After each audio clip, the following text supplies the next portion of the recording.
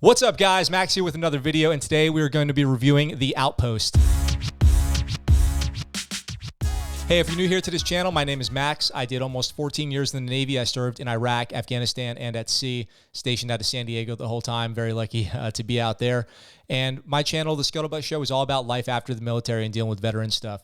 We do veteran film critiques, we do reviews, we do tips on getting out of the military, and we got the podcast, The ScuttleButt Show. You can find that wherever you listen to podcasts. Enjoy the video. The Outpost is a film directed by Rod Lurie, starring Orlando Bloom as Lieutenant Keating, Scott Eastwood as Clint Romeshay, and Caleb Landry Jones as Ty Carter. If you don't know, The Outpost tells the story of the battle fought at COP Keating on October 3rd, 2009 in the Kamdesh province of Afghanistan. This battle has gone down in history as one of the hardest fought and perilous in all the war in Afghanistan. To put it in perspective, 2 living soldiers, Romeshay and Carter, were awarded the Medal of Honor. This hasn't happened in over 50 years. There were also multiple Silver Stars, Bronze Stars with Valor, and almost everyone that was in the battle received a Purple Heart. This single-day battle resulted in the 361 Cavalry being the highest decorated single unit in the whole war in Afghanistan. COP Keating was located in a valley surrounded by tall, steep terrain on all sides and offered very little protection to those that were there.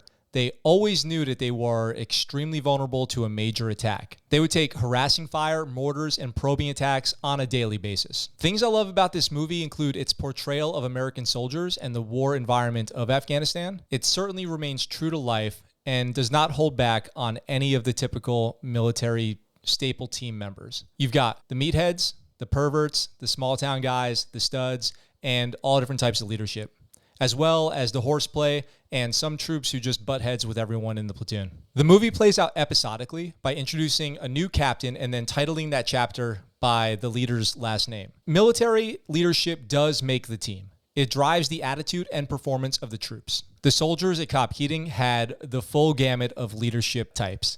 So those include First Lieutenant Keating, Captain Yiskus, Captain Broward, and First Lieutenant Bunderman, who would be the one to lead them on October 3rd. As far as the film goes, it is excellent. I accredit that to the fact that the actual soldiers who fought that day had a large part in making it.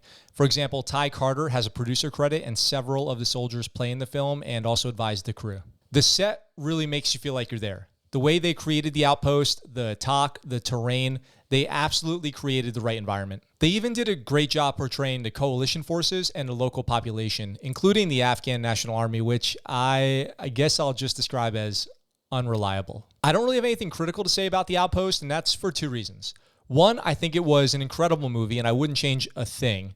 And then 2, it's a story that must be told and witnessed by as many people as possible to know and to understand the sacrifice, courage, and humanity of those men and so many troops in Iraq and Afghanistan. The film explores the complex relationships between service members from all over the country and the world, and it's precisely those relationships that give people the strength to run through fire to save a brother, to transfer blood directly from themselves to a wounded teammate, to expose themselves to walls of gunfire just to get to a teammate in need. This film does not hold back, showing the dark truth of combat and war. This story also holds a special place in my heart because we were deployed to Afghanistan when this happened. I was at Bagram Air Base, where I spent about a year.